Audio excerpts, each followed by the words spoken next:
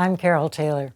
On this edition of Journal, we wade into the fraught topic of city planning, density, and affordability by examining Vancouver's latest efforts to get more housing built, no matter what. In the beginning, when the province mandated more density around transit hubs, people grumpily agreed, even though it was stomping on the rights of municipalities to control their own zoning. After all, having people live close to transit lines should lead to more people using the system and therefore make the massive infrastructure costs worthwhile. Thus, the Broadway Plan, allowing increased density and towers all along the new rapid transit route. But then Vancouver Council went further by proposing to greatly increase the areas where this was allowed. It now encompasses many different character neighbourhoods, often at some distance from the transit corridor. The idea that without needing a rezoning process, anyone can build a 20-foot tower next door has worried many city planners, architects, and community activists. Whatever happened to all the work that went into those individual neighbourhood plans? Larry Beasley was one of 23 community leaders who wrote to Council asking them not to pass this further expansion of the Broadway Plan and its towers. However, Council disagreed and passed the changes. Larry Beasley is an internationally respected urban planner who, as co-director of planning for the City of Vancouver, helped develop what is now known around the world as Vancouverism. He is frequently asked to speak and advise on this urban planning concept. Larry joins me after this break to talk about whether or not Vancouver is on the right track with recent planning changes. Larry Beasley and I worked together in the city some time ago, but I sure remember all of your ideas about planning. You had grand hopes and desires for Vancouver and how it could be built out, Vancouverism. How do you think we're doing? We were doing great. Past tense, for I a noticed. number of years, even after I left and you left, and it went into other hands. We've been doing very interestingly positive work around the region as different communities have picked up on their town centers and all of that. But I feel that the core city has lost its way a bit. I feel that it's really two sides. Number one, on the substantive side, there appears to be no longer that commitment to the quality that we always, you and I remember, we struggled to make sure we got the quality of every single thing. I'll just do a little thing on the side here. I remember doing a thing, and we were up on the shore of the Broad Inlet, and I was talking about the edges, and we had to be careful about the intertidal zone, and there would be rats in that, and you very loudly said, "Larry, I don't think that'll ever happen." And then right then a rat came right up and looked at us, and she goes, "Okay, you made your point." Anyway, that was what we were talking about. I mean, imagine you and I, you a counselor, me a planner, we're sitting there talking about something that intimate of the quality of living, the quality of the environment and all that, while at the same time, we were sponsoring the densest built city in Canada. We were sponsoring vast amounts of new development to respond to the emerging, growing market. But we always did that with quality. They went together, livability, and that went together. And then we all were happy when we found out, as we analyzed it, that was also sustainable. That's gotten lost in a way in the incredible struggle that I know everyone feels about affordability. And all of a sudden, I particularly hear among a bit of the younger generation, but not a lot of the younger generation, I hear people just say, well, get rid of all that, we just want more housing. And what I was worried about, and I worried about it when we were working together, was if you do all that intensification and you don't have quality, you start to have a problematic environment. And we've seen it in other cities and other places around the world. We saw that. That's one side that worries me. The other side that worries me is that part of the, I would say, the relationship convened between us and the government, local government, and the citizens of the city was that we would constantly talk through what we were talking about. I was out there every few evenings talking about what we thought the city should be, how it should be, families coming in to live, but we needed density and all of that. And then people were reacting, and not just in, online, and not just at the occasional meeting. We were constantly talking with our citizens. And I think you and I had a conversation one time when we talked about the sense of the citizens having the language now and having the understanding to be able to go on the journey with us. And that doesn't happen as much anymore. It broke down in a big way during COVID, and I understand COVID, and we all had to, pull back from our engagement. But in the rush again, just to get things moving, we stopped having those conversations very often. Is that why you joined with other architects and urban planners, to write a letter to the council saying in this last upzoning of a very large swath of the Broadway area, don't do it? Yeah, and actually what we were saying was not don't do it. We were saying don't do it right at this second this way. We were saying, and a lot of us joined this voice, we were saying, you've got the right principles. We've got a transit system. We want to develop around our transit system. So those are in place. Now you've got to go in those communities. And you've got to say, okay, everyone, how do we do it here? Where don't we do it? How many amenities do we need? I mean, that plan has no amenity package with it. It has no parks. It has no community facilities, no childcare.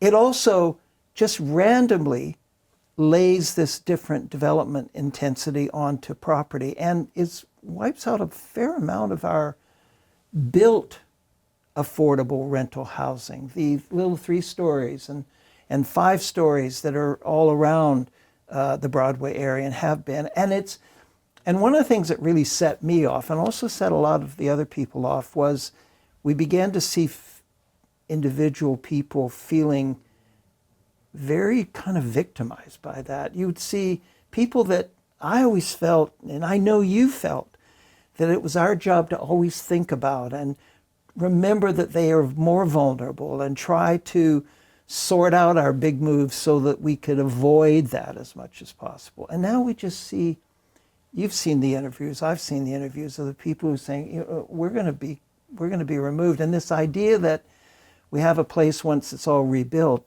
I mean, how many people do you know are going to come back or be able to come back 5 years later and all that? And when you look at the rules, it's one thing that developers apparently have to guarantee a space, but it's under the CMHC rules. And so I might be a single person now and have a 1-bedroom apartment. I moved in with my husband before he passed, say. I saw the senior interviewed, and she's now saying, well, fine, but they would only let me have a studio under these rules. And I go from 700 square feet down to 400 square feet. Yeah. What kind of life is that going to be for me? That's right. And it even goes further, in my opinion, and that is that many people who are renting are living close to budgets, and they're living within a constrained reality. They have to manage their life, say more than I do or you do. And they're not going to be able to wait 3, 4, 5 years just to get some. They've got to go and live someplace. And once they're living someplace else, how many people are going to want to come back, especially if they don't get similar? So it's that kind of aspect worries me. So on the one hand, it's a substantive side about our city. I left the city and I went and worked all over the world on the basis of the image and reputation of our city for building quality. all over the world, people, I got a lot of work from people just saying, how do you do a dense city? But everyone seems to love it, and it seems to work, and it's livable and all that. I don't hear that as much anymore. I think there's one big flaw, too, and that is people have equated density with affordability. And they sort of see if you put enough in, then we'll have so much supply and it'll be affordable for everybody.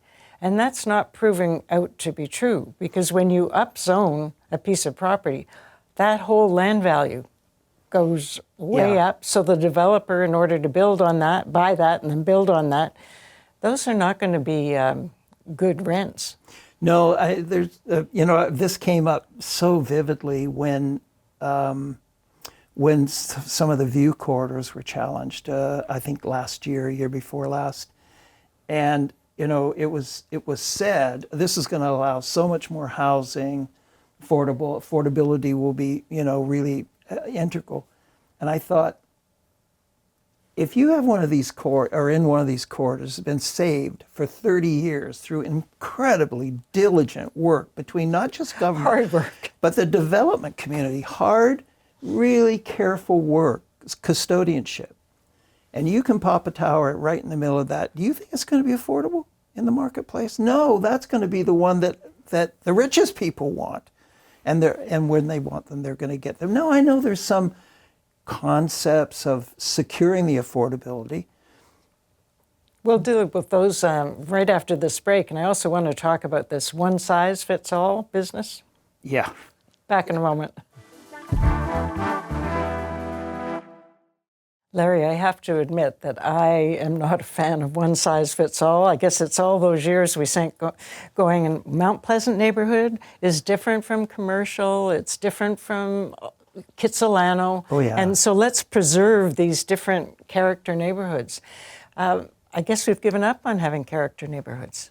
Well, and it may be one of the things that causes us to lose our competitive edge in the world. Because if you go to the great cities in the world, many older than we are, have evolved through many different, kind of dramas.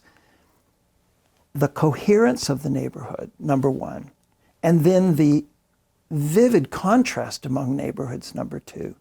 Not only in character in that, but also in financial terms, how they cluster different groups, and then how, when you have that coherence, you get all of the, the self-help, the people helping one another and all that. When you lose that, when you homogenize, just out of let's make it happen, what you're basically saying is my city is just a machine for money. It's not a machine for living. It's not a place that people will be drawn to from all over the world because it is a wonderful place to be in and to live. And it also is not necessarily going to work on the sustainability front. People say, well, if we allow all that, then maybe we take the footprint off the natural areas. It's not going to work that way, because people in a free economy, free society, will go wherever they want. And if a place is not good, they just won't go there. They'll go and they will occupy other green areas and that. So there's a lot of liabilities once you give up that concept of neighborhood, because that's what you're doing when you homogenize. You're just basically saying everything's kind of the same, and all we want to do is just, get supply. And it's not a way to build a city. And we find, and what we're so find is so interesting when I talk to people around the world, as who are city builders, and that's been one of the great joys of now going around the world working. Everyone is coming back to the neighborhood concept. Paris, the 15-minute city. No matter what they call it, every city that has aspirations for greatness is dedicated to its communities and neighborhoods and their diversity. I remember I don't know if you and I were on the same tour or not, but one time we took Jane Jacobs around after she was here doing something, and at the end of it, I just said, I thought maybe this was a good chat. So I said, Jane, you've seen all this. What is the one thing that would you say, the one word you would say that really sums up what you think we're trying to do? And she said, Well, it's diversity. And I can see that's what you're trying to do. And let me tell you, this was right out of her mouth, that is the one thing that will always give you quality and livability and make a great city. She said one word.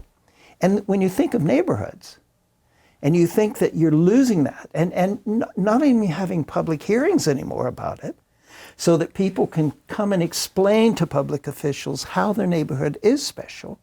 Remember 60 years ago with the urban renewal programs around North America, how public officials got it wrong.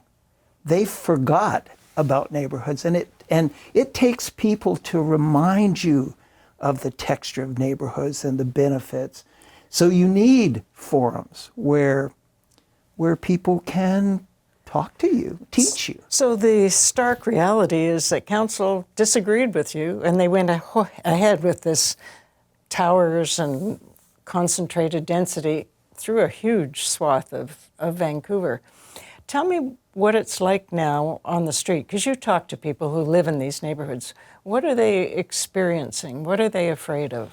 Well, out in the neighborhoods, which are really what I'd call the front line, people are afraid of destabilization. They're afraid of all of a sudden the amenities they do have are going to be overwhelmed just in sheer numbers. So that means their amenity provisions will be less and less available. They're afraid of unneighborly development right next door to them. Remember that Ray Spaxman used to say neighborliness, was the biggest thing.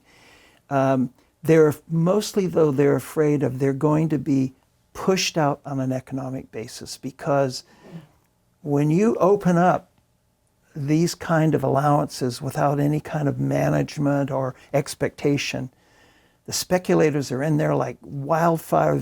Those land values will go skyrocketing, and they are. And people are starting to feel that. Some people benefit. They say, okay, it's time to leave. A lot of other people don't, particularly if they are renters. They're just pushed out. And one of the ways the speculators work is they get one person, so I can build this there. If I get the person next door, then I can build this, trying to get to that 20-story building. That's and right. So maybe one person keeps their house and they stay in the street, but it's not the neighborhood anymore. It's not the neighborhood anymore. And by the way, if you look at the mindset of a speculator, they have no interest in community or anything like that. What is the first thing you're going to do as a speculator? You're going to try to destabilize, because that creates more people that are prepared to collaborate with you to get out. You mentioned briefly the view corridors. Yeah. And boy, I can't think of a more contentious issue that we went through. But trying to say that from various spots in Vancouver, you should be able to see the mountains or see the water. They're gone. They are going. Fortunately, when I went over in real detail, at least some of the key ones were preserved. But some are gone. And the real loss is not from outside looking through to the mountains. The real loss was that the corridors create views out from the very heart of the densest part of the city. The corridors mean that people in those lower suites, the less valuable suites, are getting views. Now, maybe that's not spectacular, but they're views, and so they have a sense of spaciousness. And I always felt so proud of our community, and I mean the development community and the political community as well as average citizens, that we had the chutzpah to actually preserve those as we intensified. So uniquely in the world, we were able to provide that spaciousness as the density goes up. I was recently in New York, and I mean, I love New York's vibrancy, but you're face to face with buildings, and you have no sense, you get a kind of a claustrophobic thing. I talk to a lot of people in our city who are in the very densest developments, and they don't feel claustrophobic. So that was, I think, a big loss. And I think it's not going to show. That's the problem now. It's not going to show for a few years, but once it's gone, it's gone. Is there a way out of this? I would say that the fundamental way out is that citizens have to ask all political people who aspire to office what they believe in terms of the livability of our city, and vote accordingly. But won't they just give you briefing notes? You know, I've always believed in the innate intelligence of the whole community. People have a way of finding out what you really feel. You know that more than I do as a politician. Somehow they can always figure out what you feel. And sadly, I think there were some years where people got very confident and trusting in what was happening at City Hall. We never had protests at City Hall that I can remember. Now people have to pay a lot more attention. It's our only way in a democracy to deal with things. And I don't mean pinpoint one politician of this or that. I mean ask questions. Thank you, Larry. Thank you for always provoking us towards quality and trying to do the right thing. Wonderful working with you. I've loved our conversation. Back in a moment. It's easy to get bulldozed by those arguing that we must have more density everywhere without giving due consideration to livability, sustainability, or affordability. There definitely is a time and place for very tall buildings, especially around transit hubs, but I would urge caution in thinking this solution works for all neighborhoods. Let me know your thoughts on YouTube. Till next time, I'm Carole Taylor.